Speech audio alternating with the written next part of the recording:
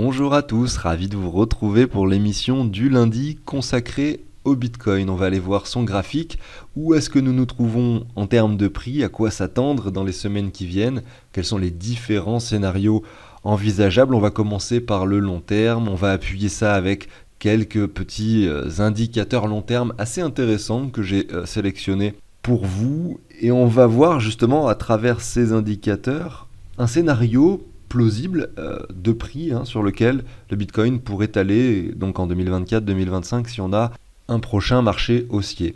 Ensuite, on ira zoomer sur le graphique du Bitcoin, notamment en parlant du trade que l'on a initié ensemble. En tout cas, on a mis un ordre. J'essaye d'en faire quelques-uns avec vous, voir si dans le temps on arrive à être positif.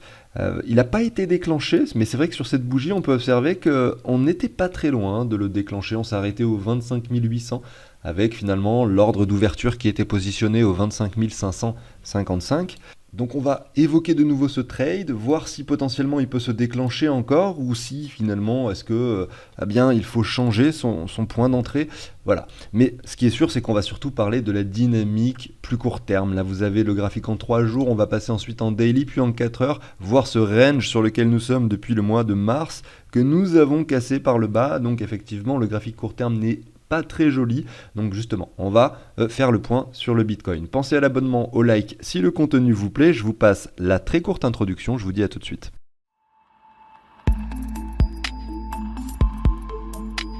Allez, c'est parti. On va regarder rapidement le contexte long terme avant d'enchaîner avec les indicateurs dont je vous parlais tout à l'heure. Le contexte, temporalité, c'est le halving du Bitcoin prévu pour le 7 avril 2024 se situe à 47 semaines, donc c'est dans 47 semaines par rapport à aujourd'hui. Et si on prend le halving du coup de 2020 et qu'on retire 47 semaines, on voit que le marché se trouvait sur cette bougie-là précisément. Et donc ça, ça veut dire qu'effectivement, en termes de temporalité, on s'est rapproché suffisamment maintenant pour peut-être penser qu'ici, nous arrivons sur un point haut. En tout cas, si on prend en compte le nombre de semaines.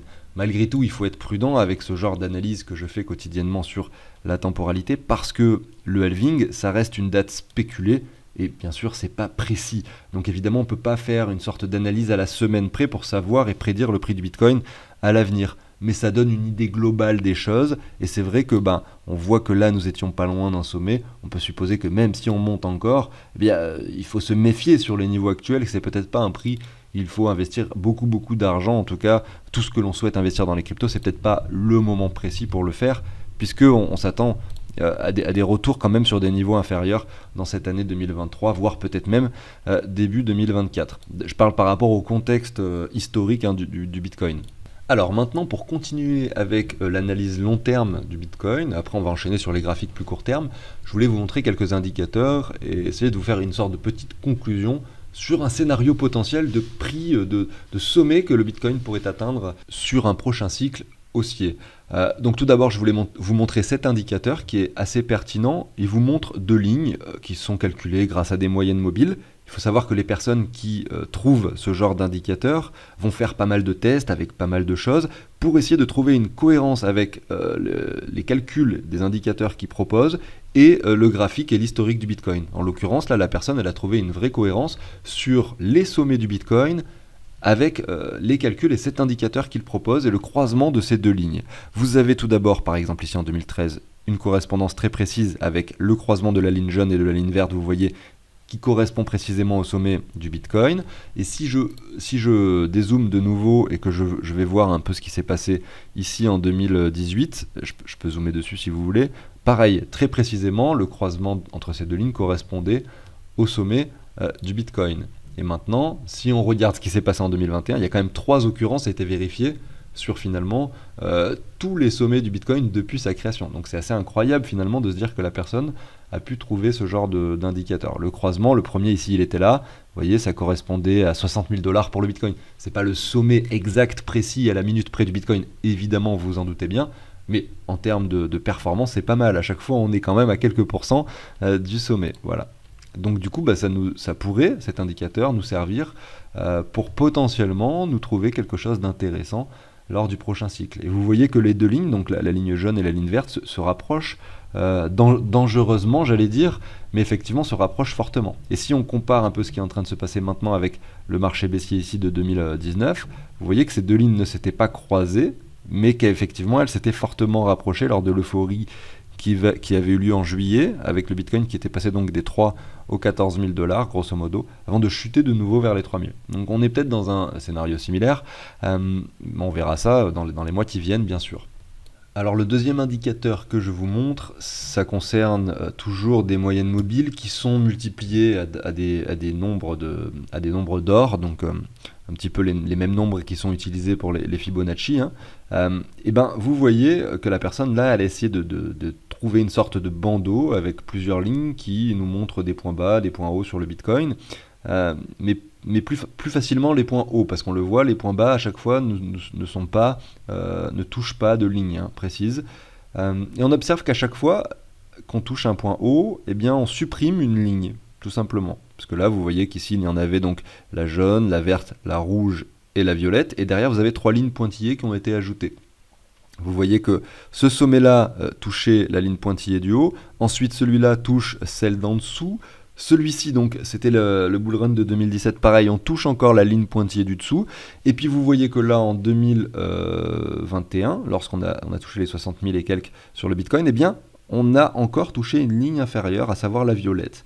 Et donc, on peut supposer que lors du prochain cycle haussier, le prix du Bitcoin vienne s'appuyer sur la ligne rouge et non pas la ligne violette comme c'était le cas, puisque à chaque fois nous supprimons une ligne. Et ce qui va être intéressant de constater, c'est l'endroit où le prix du Bitcoin venait chercher cette ligne rouge lors des précédents cycles, pour essayer d'imaginer un petit peu ce qui pourrait se passer lors du cycle suivant. Alors, je vais zoomer sur cet espace de prix pour commencer. On voit que nous sommes venus casser donc cette ligne rouge à cet endroit-là, un petit peu plus haut que le sommet précédent sur le Bitcoin. En revanche, nous l'avions déjà touché ici, nous l'avions touché à une reprise en fait avant de la percer, sur un niveau qui est similaire au sommet précédent. Je vais maintenant refaire exactement ce travail que je viens de faire à l'oral rapidement sur le cycle entre le cycle de 2018 et le cycle de 2021, et on voit que le moment, donc on voit qu'on est venu la chercher lors des 14 000 dollars, cette ligne rouge, on a rebondi à la baisse dessus, mais on voit que le moment où on l'a cassé également, nous nous trouvions sur des prix similaires au sommet précédent, c'est-à-dire les 20 000 dollars grosso modo. Voilà, donc c'est intéressant de voir ça. On peut du coup supposer, regardez, la cassure elle était précise au 21 300, donc un tout petit peu plus haut que le sommet précédent. Donc c'est la même chose pour les deux cycles précédents du Bitcoin. Et ça veut dire que du coup, si on présuppose que l'on vienne chercher la ligne rouge et non pas la ligne violette, puisqu'à chaque fois on réduit la volatilité d'une ligne, eh bien on peut imaginer qu'en fait on vienne chercher à peu près les 70, 80 000 dollars, mais pas plus quoi. Vous voyez ce que je veux dire ? Et parce que finalement, ça veut dire qu'on viendrait faire un double top quasiment sur le Bitcoin, mais pas beaucoup plus. Et ça collerait bien finalement avec, donc si je reprends notre graphique très long terme du Bitcoin, le Fibo que l'on a positionné pour le prochain cycle haussier, ça collerait bien avec notre tout premier objectif tout simplement, c'est-à-dire celui-ci des 81 000 dollars. Et c'est vrai que du coup, plus le temps passe et plus je me dis qu'en fait le Bitcoin, donc évidemment aux 187 000 dollars là-haut, ça me semble tout à fait incohérent en fait, en tout cas avec ce que l'on a vu, sauf cas particulier, mais la probabilité pour qu'on vienne chercher les 187 lors d'un prochain cycle haussier sur le Bitcoin me semble quand même très très faible. Voilà, donc je trouvais intéressant de vous faire cette petite analyse long terme. Il y a aussi celui-là qui nous montre une sorte de ruban arc-en-ciel. On voit qu'effectivement à chaque fois, là on l'a dépassé par le haut. Là on est venu chercher précisément le haut de l'arc-en-ciel ici sur le prix du Bitcoin en 2017. Ici en 2021, vous voyez qu'on est venu donc deux bandeaux en dessous, parce qu'on peut zoomer un peu. On voit que par rapport au sommet, là on a deux bandeaux en dessous, et donc on peut supposer que si on fait encore deux bandeaux en dessous lors du prochain cycle pour le Bitcoin, eh bien on vienne en haut, donc par ici grosso modo sur cette ligne, vous voyez que je trouve par ici, et le modèle il nous donne 75 000 dollars, voilà, précisément si on réduit encore de deux bandeaux. Donc ça colle encore à peu près avec cette perte de volatilité, ou du moins cette perte de puissance sur le très très long terme au niveau du prix du Bitcoin. Voilà, j'en ai fini avec ces petites données, ces petites informations long terme que j'aime bien faire de temps en temps. Maintenant, on va enchaîner avec l'analyse graphique du Bitcoin en zoomant un peu dessus petit à petit pour essayer de voir ce qui est en train de se passer en ce moment. Voilà, là nous sommes le 15 mai 2023, le Bitcoin, on s'attend pourquoi pas à une petite poussée supplémentaire parce que le Crypto Fear and Greed n'a pas été très élevé ces derniers temps, on n'a pas dépassé les 60, hein, donc il n'y a pas eu d'euphorie en fait pour l'instant sur le Bitcoin. Voilà, et j'ai envie de vous montrer ça, c'est que tout d'abord sur le graphique hebdomadaire, on voit qu'on a cette hausse qui peut-être va continuer dans son exponentialité, mais surtout on voit que le RSI ne nous montre pas de divergence. Donc là, le graphique weekly sur le Bitcoin ne nous donne aucun signe de faiblesse, aucun signe de finalement de quelque chose qui pourrait retracer plus profondément. Donc là, sur un contexte moyen-long terme, c'est plutôt positif. Maintenant, si on zoome sur le 3 jours, donc j'ai décidé de regarder le 3 jours parce que entre le weekly et le journalier, j'avais un manque d'informations au niveau du RSI que j'avais envie de voir, qui est celui-là. C'est cette information-là. Au niveau du 3 jours, donc là on zoome un peu, on est plutôt sur du 6 mois, 8 mois en termes de visuel hein, sur le Bitcoin, puisque là regardez, nous étions en juin 2022, donc 6 mois, à peu près, 6 mois après on arrive ici. Voilà, ça c'est un an, donc on peut supposer, enfin on essaye de voir un peu ce qui peut se passer sur les 6 prochains mois quand on regarde ce genre de graphique par exemple. Par exemple, si je zoome ensuite sur les 4 heures, vous voyez que là, mais les bougies, cette fois-ci, si j'essaye de voir la perspective d'analyse, bah, c'est jusqu'au 20 juin, par exemple, vous voyez. Donc c'est pas du tout le même, en fonction du time frame, vous n'allez pas forcément regarder les choses de la même manière. Vous n'allez pas faire une analyse pour la même temporalité. Donc là, pour le 3 jours, cette fois-ci, on voit que le RSI dégonfle. Mais il n'y a pas la confirmation de la divergence, qui se trouve beaucoup plus basse, encore par rapport au prix actuel. Donc, si on voit le prix du Bitcoin qui chute, qui vient clôturer donc sur le 3 jours un peu plus bas avec cette confirmation sur le RSI, à ce moment-là, ça ne sera pas la même chose. Mais là, pour l'instant, encore dans ce contexte, regardez, de 6 mois, eh bien on est encore bon. On se dit que c'est un peu moins positif que sur le weekly, mais que potentiellement, voilà, on peut rester encore dans cet espace de range au niveau du RSI, et que ça peut encore mettre du temps à se construire, qu'on peut très bien faire encore un nouveau sommet sur le Bitcoin tant qu'il n'y a pas cette confirmation baissière plus long terme. En plus de ça, comme pour le weekly, évidemment, vous ne voyez pas de M, vous voyez une structure qui est exponentielle, toujours à la hausse, etc. etc. Donc rien à dire encore là-dessus. Maintenant, si on zoome sur le daily, alors là, sur un contexte journalier, là on peut, vous voyez sur ce graphique, imaginez le prix du Bitcoin jusqu'au mois de juillet. Donc là, cette fois-ci, on n'est pas sur les 6 prochains mois, mais plutôt sur les 3 prochains mois. Eh bien, on observe que là, sur le plus court terme, donc ici, si on prend du 20 mars jusqu'à aujourd'hui, on est plutôt dans une dynamique baissière. Là, on l'observe bien cette dynamique baissière sur le daily. On fait des plus bas, de plus en plus bas ici, des plus hauts qui sont moins hauts également. Mais par contre, on a un RSI qui revient pas loin de la zone de survente. On a une divergence, mais qui est sur beaucoup plus long terme ici, qui est bien dessinée, avec un RSI qui dégonfle, avec finalement des zigzags entre les zones de survente et de surachat. Donc ce RSI long terme n'a pas trop de sens. On aime bien plutôt du coup le visualiser sur sa temporalité, c'est-à-dire sur ce qui est en train de se passer maintenant. Et on voit qu'on a un prix ici qui montrait la divergence. Vous voyez cette divergence. Alors, est-ce qu'elle est présente? Je ne sais pas si on peut dire ça comme ça. Je vais vraiment essayer de me mettre comme ceci.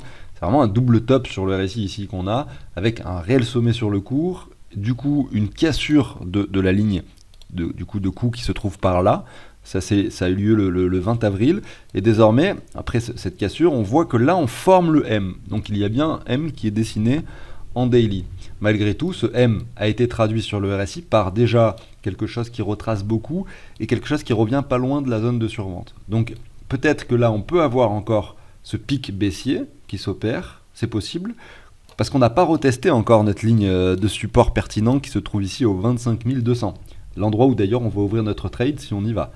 Je ne serais pas étonné de voir en fait ceci se produire sur le graphique, déjà venir retester cette ligne-là, des 25 200, pour voir ensuite la perspective de prix. C'est-à-dire peut-être qu'à ce moment-là, on aura un RSI qui revient en survente à cet endroit-là, un cours qui confirme finalement ce M avec la continuation baissière, vous voyez.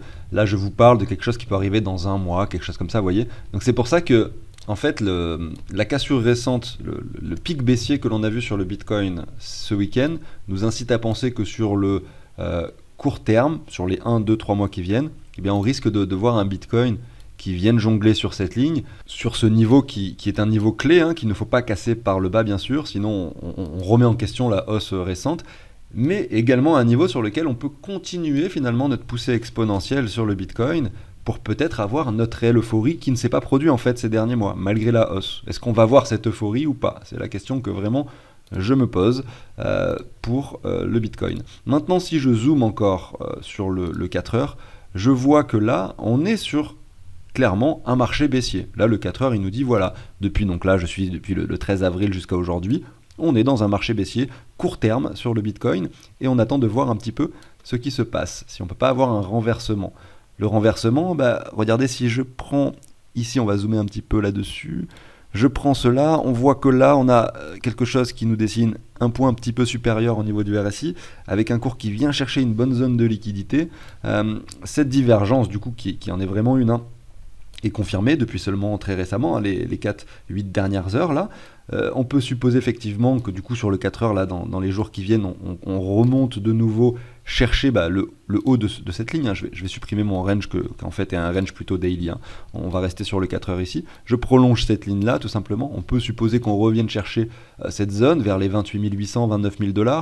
Ça représente, bien sûr, on le voit, cette première zone représentait la ZR ici, et cette seconde zone, clairement, à mon avis, elle représente également voilà, la ZR, hein, la zone de rechargement de short, pour ensuite peut-être avoir du coup, je ne sais pas si on va y retourner jusqu'à cette ZR, mais en tout cas, c'est vrai que ce graphique 4 heures nous laisse penser que ça peut arriver effectivement dans les jours qui viennent, donc vers les 29 000, pour ensuite peut-être nous faire de nouveau un pic baissier qui nous amènerait cette fois-ci bel et bien, si je dézoome vraiment ici, voilà, sur cette ligne de support plus long terme que vous avez à cet endroit-là, qui a été touché à 2 reprises. Donc voilà, c'est la question qu'on se pose. On a notre ordre d'achat qui est toujours positionné. Donc sur BitGet ici, j'ai effectivement mis l'ordre avec vous. On s'amuse à faire des trades une fois tous les mois. Et donc il faut être patient, hein, sur ces trades. C'est pas parce qu'on est venu chercher ici les 25 800 qu'on s'est arrêté un tout petit peu au-dessus de notre ordre qu'il faut se précipiter et se dire mince, j'ai manqué mon achat, j'aurais dû le positionner un tout petit peu au-dessus, etc. Non, il faut rester sur son plan initial. J'ai fait ça pour une raison précise, qui est une ligne de support pertinente. On voit que des fois, ces lignes ne sont pas touchées du premier coup, mais du deuxième par exemple ici, et ça peut se produire très bien de cette façon. On peut très bien rester dans cette dynamique de prix et aller le chercher juste après, lors du prochain plus bas que l'on aura, tout simplement. Parce que en fait, moi j'ai positionné l'ordre 500 $ au-dessus de la ligne de support pertinente pour essayer d'être sûr d'avoir mon point d'entrée si jamais ce contexte de marché se produit. Donc sur la chaîne, j'essaye un petit peu de faire du trading avec vous sur les contrats dérivés. Je sais que sur Binance, c'est pas possible de le faire parce qu'à cause des réglementations, on ne peut plus le faire en France. Par contre, il y a d'autres plateformes où on peut, notamment BitGet. Et puis donc je suis passé dessus récemment. Je diversifie un peu les plateformes et puis effectivement, j'essaye de séparer un peu mon argent sur plusieurs plateformes. Et BitGet, voilà, s'implante de plus en plus en Europe et je crois que voilà, il y a de plus en plus d'utilisateurs. On le voit notamment au travers de leur token BGB qui a explosé ces derniers mois, on peut pas le dire autrement, et on espère, enfin en tout cas moi pour ma part, j'attends un retracement pour pouvoir rentrer dedans, et pourquoi pas participer au Launchpad par la suite, aux différents produits qu'ils proposent grâce au token BGB. Et pour ceux qui n'ont pas de compte chez BitGet et qui souhaiteraient pourquoi pas en avoir un, vous pouvez soutenir la chaîne, soutenir mon travail en passant par le lien affilié. Donc j'étais en contact avec eux pour avoir un lien spécifique, c'est-à-dire partenaire par rapport à la chaîne. Et je vous ai mis tous les avantages au maximum au niveau des réductions que vous aurez si vous tradez sur le spot et aussi bien sûr si vous tradez sur les contrats dérivés comme moi et comme les exemples que je vais vous faire en vidéo. Voilà, donc je vous souhaite une excellente journée, je vous dis à demain pour de nouvelles émissions sur cette chaîne. Ciao tout le monde.